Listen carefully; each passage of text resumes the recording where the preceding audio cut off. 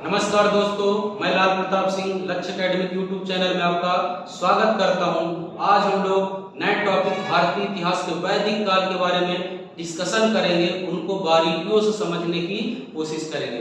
इससे पहले वाले वीडियो में हम लोग भारतीय इतिहास का परिचय, साक्ष्यों के आधार पर इतिहास का विभाजन, प्रागैतिहासिक, आद्य ऐतिहासिक, ऐतिहासिक काल के बारे में जान चुके हैं। इसके बाद सिंधु घाटी सभ्यता, उनका परिचय, उनके व्यवस्थित नगर, उनका सामाजिक जीवन, आर्थिक जीवन के बारे में जानकारी प्राप्त कर चुके हैं। इसके अलावा पतन का कारण बता चुका था कि विशाल बाढ़ आया जिसके कारण सिंधु सभ्यता का अंत हो गया। फिर भी कुछ लोग दुर्गम स्थानों, पहाड़ों पर बचे रहे होंगे जिन्होंने एक नई सभ्यता की शुरुआत की, जिसको क्या कहा गया? वैदिक काल।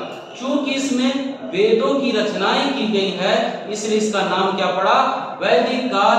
1500 से 600 ईसा पूर्व के काल को वैदिक काल के नाम से भी जाना जाता है। वैदिक काल को देखें तो दो कालखंडों में विभाजित किया गया है, पूर्व वैदिक काल, उत्तर वैदिक काल। पूर्व वैदिक काल 1500 से 1000 ईसा पूर्व के काल को पूर्व वैदिक काल कहा गया, जिसमें ऋग्वेद की रचना की गई है। दूसरा देखें उत्तर वैदिक काल, इसमें 1000 से 600 ईसा पूर्व के काल को क्या कहा गया? उत्तर वैदिक काल, जिसमें सामवेद, यजुर्वेद, अथर्ववेद की रचनाएं की गई हैं। हम लोग कालक्रम के साथ में पढ़ चुके, पूर्व वैदिक काल और उत्तर वैदिक काल। अब कई इतिहासकारों का इनके आगमन को लेकर अलग अलग सिद्धांत और मत हैं, कई बार एग्जाम में पूछ चुके हैं, तो उनके बारे में डिस्कशन कर लेते हैं कि लोग आए कहां से। तो देखें तो एक इतिहासकार विलियम जोन्स ने कहा कि ये यूरोप से आए थे।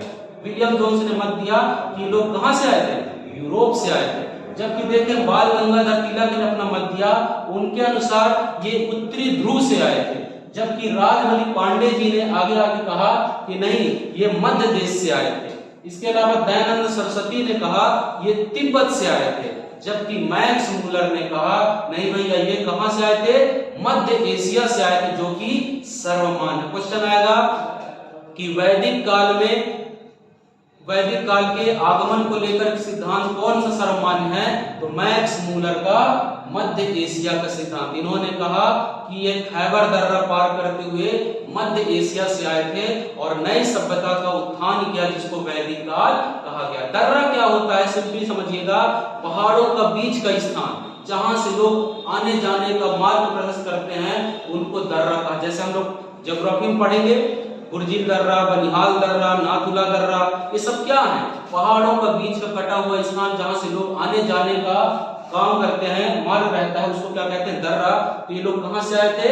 खैबर दर्रा पार करके मध्य एशिया से आए थे, जो कि सर्वमान्य है। इसके बाद हम लोग पढ़ेंगे वैदिक काल में 4 वेद हैं, वेदों की रचनाएं की गई, उनके बारे में थोड़ा जान लेते हैं। 4 वेद हैं, कौन कौन से?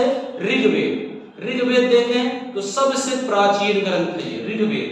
ऋग्वेद में देखें तो 10,600 मंत्र। कितने? 10,600 मंत्र हैं और 1028 सूक्त हैं। सूक्त क्या होता है? अच्छी तरह बोला गया सूक्त कहलाता है। तो ऋग्वेद में 10,600 मंत्र हैं, 1028 सूक्त हैं, 2 चक्र हैं, अष्टम चक्र और मंडल चक्र। और मंडल चक्र में भी 10 मंडल हैं। इसमें इंपॉर्टेंट क्वेश्चन आते हैं, बहुत सारे एग्जाम में पूछा गया क्वेश्चन है। मंडल चक्र में देखें तो 10 मंडल है और इसी ऋग्वेद के तीसरे मंडल में गायत्री मंत्र, आप सब लोग को पता होगा, गायत्री मंत्र और अष्टोमा सदगमय, ये दोनों कहां से लिए गए हैं? ऋग्वेद के तीसरे मंडल को समर्पित है, जो कि सूर्य देव को संबोधित करता है। विश्वामित्र द्वारा रचित सूर्य देव को संबोधित, जो कि ऋग्वेद के कौन से मंडल से? तीसरे मंडल से लिया गया है। पता हो गया। इसके बाद देखें तो 7वें मंडल में है दशराज युद्ध। दशराज युद्ध क्या होता है कि प्राचीन भारत में परुष्णी नदी, रावी नदी को किस नाम से जाना जाता था? परुष्णी नदी। उसके जल को लेकर 5 आर्य और 5 अनार्यों ने एक युद्ध किया था, जिसको किस नाम से जाना गया? परुष्णी नदी दशराज युद्ध के नाम से जाना गया, जो कि ऋग्वेद के 7वें मंडल में इसका उल्लेख किया गया है। जबकि 9वें मंडल में देखें सोमदेव को समर्पित है। कौन से देव को? सोमदेव को समर्पित है। और 10वां मंडल बहुत इंपॉर्टेंट, वर्ण अवस्था। क्वेश्चन आएगा कि भारतीय इतिहास में वर्ण व्यवस्था का उल्लेख कहां से आया, तो ऋग्वेद के 10वें मंडल से वर्ण व्यवस्था का उल्लेख किया गया है। वैदिक काल में देखिए वर्ण व्यवस्था कर्म पर आधारित था, कर्म के आधार पर 4 वर्णों में बांटा गया था। कौन कौन सा, ब्राह्मण, क्षत्रिय, वैश्य, शूद्र, ये चारों वर्ण देखें तो ऋग्वेद के 10वें मंडल को समर्पित किया गया है। तो हम लोग ऋग्वेद पढ़ चुके, ऋग्वेद के जो पाठ कराने वाले होते हैं उनको होता कहते हैं। ठीक है, तो ऋग्वेद के बारे में जानकारी प्राप्त कर ली। इसके बाद दूसरा बात देखें सामवेद। सामवेद में देखें तो गीत गायन को उल्लेख किया, जैसे ऋग्वेद में रचनाओं का संग्रह, तो सामवेद में गीत गायन। गीत गायन देखें, इसके पाठ कराने वाले को उद्गाता कहते हैं। क्या कहते हैं, उद्गाता। इसके अलावा देखें तो इसमें 1875 सूक्त हैं और इसके अलावा सामवेद के प्रवर्तक माने जाते हैं जैमिनी। गीत गायन के प्रवर्तक माने जाते हैं जैमिनी। कई बार एग्जाम में पूछ चुका है कि गीत गायन के प्रवर्तक किस ऋषि को माना जाता है, जैमिनी को माना जाता है। हम लोग ऋग्वेद पढ़ चुके, सामवेद पढ़ चुके। तीसरा वेद हम लोग आते हैं यजुर्वेद। यजुर्वेद में जो है यज्ञ अनुष्ठान को उल्लेख किया गया। किसका, यज्ञ अनुष्ठान को उल्लेख किया गया है, जो कि गद्य और पद्य में स्थित है। इसके पाठ कराने वाले को अधर्यु कहते हैं। क्या कहते हैं, अधर्यु। इसमें भी 2 पक्ष है, याद रखिएगा, कई बार एग्जाम में डीपली पूछता है। 2 पक्ष, शुक्ल यजुर्वेद और कृष्ण यजुर्वेद, 2 पक्षों को भी डिवाइड किया गया है। आगे हम लोग इसमें पढ़ेंगे। तो यजुर्वेद पढ़ लिए, लास्ट में हम लोग पढ़ते हैं अथर्ववेद। अथर्ववेद है जो है, इसमें तंत्र मंत्र और जादू टोना का संग्रह किया गया। किसका, तंत्र मंत्र और जादू टोना का संग्रह किया गया है और इसके पाठ कराने वाले को ब्रह्मा कहते हैं। इसमें देखें तो 5987 मंत्र हैं और इसमें भी दो पार्टों में बांटा गया अथर्ववेद को। एक कल्याणकारी मंत्र जो कि अथर्व ऋषि को जाता है और अकल्याणकारी मंत्र जो कि अंगिरा ऋषि को जाता है। ठीक है, हम लोग 4 वेदों की डिटेल पढ़ चुके। ऋग्वेद में रचनाओं का संग्रह, सामवेद में गीत गायन, यजुर्वेद में यज्ञानुष्ठान और अथर्ववेद में तंत्र मंत्र जादू टोना का उल्लेख किया गया है। तो 4 वेद संबंधित हर एग्जाम में क्वेश्चन आते हैं। इसके अलावा देखें तो चारों वेदों के 4 उपवेद हैं, शाखा डिवीजन। तो सबसे पहले देखें ऋग्वेद। तो ऋग्वेद की जो शाखा है आयुर्वेद, जो हम लोग आज हम पढ़ते हैं ना, आयुर्वेद संस्थान, ये आयुर्वेद आया कहां से है, ऋग्वेद का उपवेद है। याद रखिएगा, क्वेश्चन आते हैं। इसके बाद सामवेद का जो उपवेद है क्या है, गंधर्ववेद। ठीक है, इसके बाद आयुर्वेद का देखें तो धनुर्वेद और अथर्ववेद का देखें शिल्पवेद। ये 4 वेद, चारों वेदों के अलग अलग उपवेद हैं। इसके बाद देखें हम लोग पढ़ेंगे महाकाव्य। महाकाव्य सबसे पहले देखें तो काव्य होता क्या है। आप लोग हिंदी में पढ़े होंगे। काव्य होता क्या है, जो उक्ति हृदय में कोई भाव जागृत कर दे और विषय मार्मिक घटनाओं में लीन कर दे, उसको क्या कहते हैं, काव्य कहते हैं। क्वेश्चन हिंदी में पूछा गया है। इसके बाद देखते हैं महाकाव्य। अब महाकाव्य किसके अंतर्गत आते हैं, तो काव्य के 2 भेद हैं, प्रबंध काव्य और मुक्तक काव्य। प्रबंध काव्य में भी 2 होते हैं, कौन कौन सा, महाकाव्य और खंड काव्य। हम लोग पढ़ रहे हैं महाकाव्य। महाकाव्य देखें तो वैदिक काल में 2 महाकाव्य हैं, जिसमें एक है महाभारत और दूसरा है रामायण। महाभारत के रचयिता कौन है, महाभारत के रचयिता वेद व्यास को माना जाता है। और वेद व्यास देखें महाभारत के रचयिता है। महाभारत को जय संहिता के नाम से जाना जाता है। क्वेश्चन आएगा कि इनमें से किसे जय संहिता के नाम से संबोधित किया जाता है, तो महाभारत। ठीक है, इसके बाद देखें दूसरा महाकाव्य है रामायण। रामायण के रचयिता कौन है, महर्षि वाल्मीकि को जाता है। क्वेश्चन आता है कि रामायण कितने कांडों में विभक्त है, तो रामायण जो है 7 कांडों में विभक्त किया गया है। हम लोग 4 वेद पढ़ चुके, चारों वेदों के 4 उपवेद पढ़ चुके और 2 महाकाव्य पढ़ चुके। इसके बाद देखें आरण्य। आरण्य किसका पर्यायवाची है, आपको पता होगा। आरण्य मतलब होता है जंगल, वन। आरण्य देखें तो आरण्य का मतलब होता है जंगल में रहकर दार्शनिक ज्ञान प्राप्त करना, वो क्या कहलाता है, आरण्य। तो इसकी संख्या 7 है। याद रखिए, क्वेश्चन आते हैं, याद रखिएगा। अथर्ववेद को छोड़कर सभी वेदों में आरण्य है। इनकी संख्या कितनी है, 7 है। इसके बाद देखें उपनिषद। क्या, उपनिषद आप लोग पढ़े होंगे। उपनिषद, उपनिषद मतलब होता क्या है, यह संस्कृत के 2 शब्द उपधन निषद से मिलकर बना हुआ है। उपनिषद मतलब होता है गुरु के समीप बैठकर ज्ञान प्राप्त करना क्या कहलाता है? उपनिषद कहलाता है, जिसकी संख्या कितनी है? 108। बहुत इंपॉर्टेंट क्वेश्चन आएगा, सत्यमेव जयते किस उपनिषद से लिया गया है? मुंडकोपनिषद से। किस उपनिषद से? मुंडकोपनिषद। कौन सा वेद? अथर्ववेद से लिया गया है मुंडकोपनिषद। आश्रम व्यवस्था, मनुष्य के जीवन का आश्रम व्यवस्था होता है। आश्रम व्यवस्था देखें कौन सा उपनिषद से?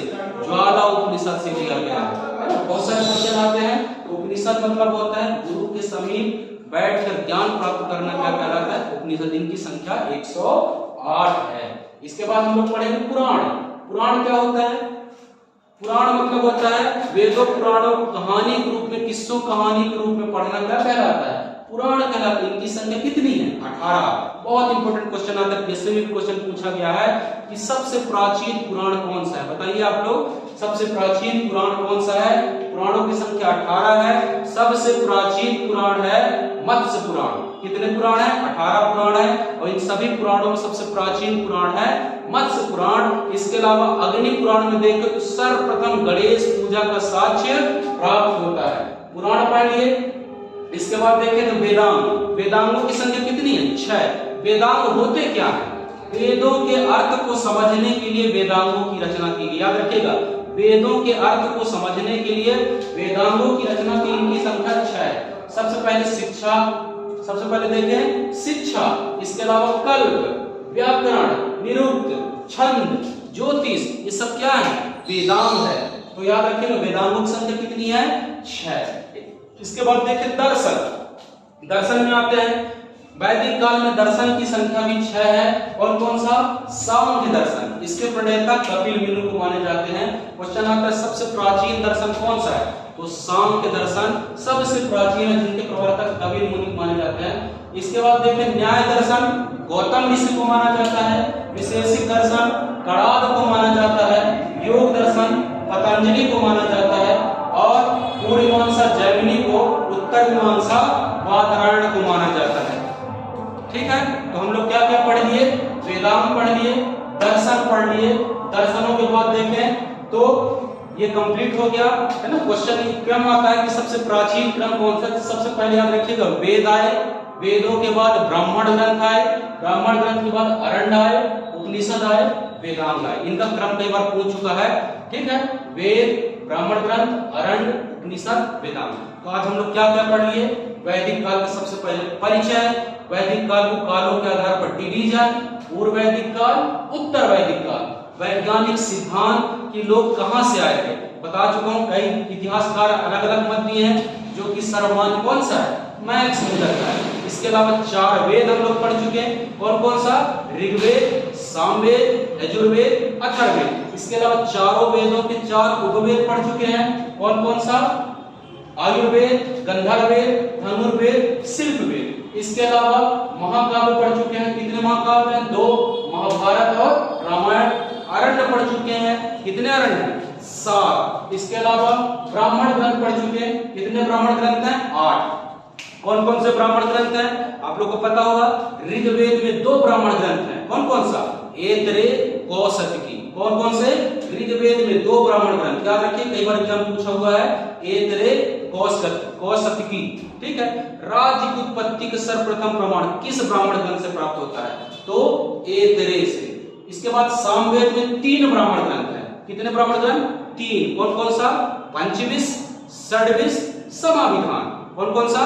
पंचविश, षड्विश, समाविधान। इसके अलावा यजुर्वेद में देखें तो 2 ब्राह्मण ग्रंथ हैं, शतपथ और तैत्तिरीय। शतपथ और तैत्तिरीय। क्वेश्चन आएगा सबसे प्राचीन ब्राह्मण ग्रंथ कौन सा है?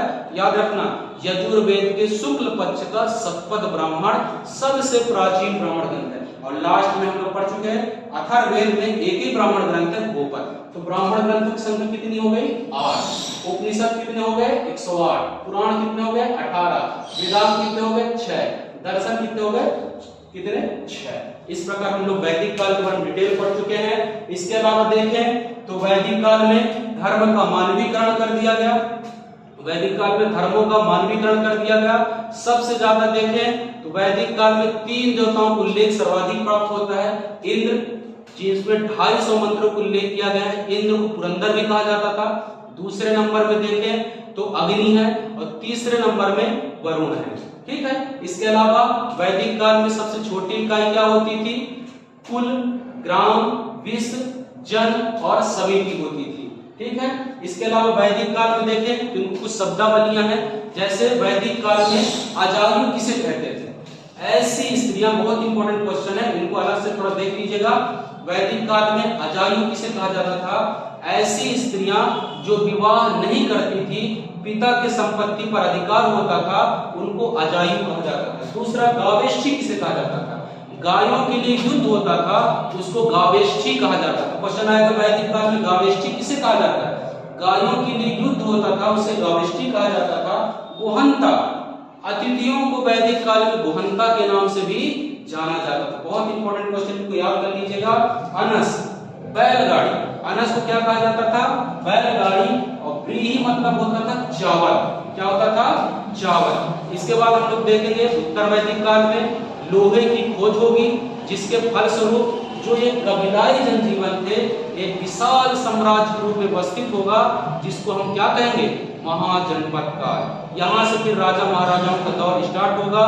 वैदिक काल देखें तो एक पितृ सत्तात्मक परिवार था, यानी पिता से पुत्रों को अधिकार प्राप्त होगा। इससे पहले हम सिंधु घाटी सभ्यता पढ़े हैं कि माताओं से पुत्रों का अधिकार होता था, जबकि यह पितृ सत्तात्मक परिवार था। इसके अलावा देखें तो पूर्व वैदिक काल में पशुपालन प्रथम था और कृषि द्वितीय था, जबकि उत्तर वैदिक काल में कृषि प्रथम हो गया, पशुपालन द्वितीय हो गया। ठीक है। तो आज हम लोग वैदिक काल के बारे में बहुत डिटेल पढ़ चुके हैं। जो भी डाउट होगा कमेंट्स में लिखे, बिल्कुल आप कमेंट्स दीजिए, जिसके बारे में मैं और आपसे अच्छे से बता सकूं।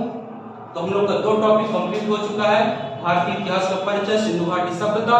नेक्स्ट वीडियो में पहले वाले वीडियो में बता चुका हूं, दूसरा वीडियो में हम लोग पढ़े वैदिक काल, उनके शब्दावलियां, उनको सरल भाषा में समझने के लिए प्रयास किए हैं। इसके बाद थर्ड वीडियो में हम लोग पढ़ेंगे महाजनपद काल और विदेशियों का आगमन।